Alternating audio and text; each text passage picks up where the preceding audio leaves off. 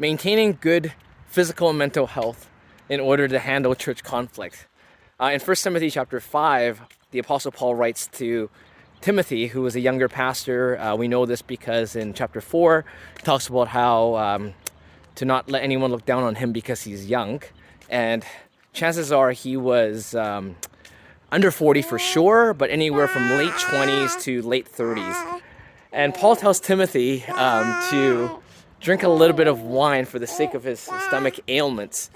Now, different people have different views in regards to wine, so I don't need to debate about that. But the point is that Paul wanted Timothy, as a side comment, to take care of his body.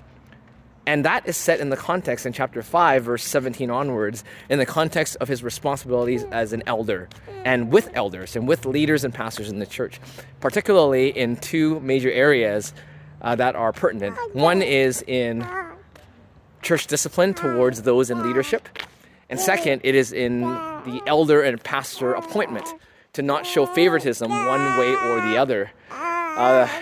Think about in conflict situations where Timothy might be close to certain men in the church, older men in the church, and he might have had negative experiences with them, where he might feel like he need to handle a certain situation and are negatively biased towards someone. Or he might have had close relationship with some men and might be inclined to appoint them as leaders without proper vetting.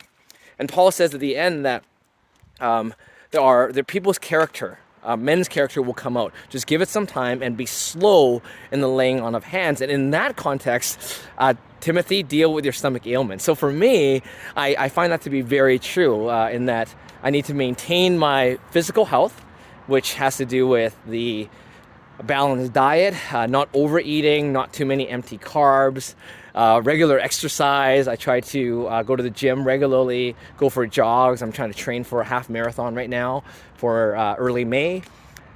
And regular sleep, adequate amount of sleep. That physical taking care of my body also helps with my mental health, which also then includes some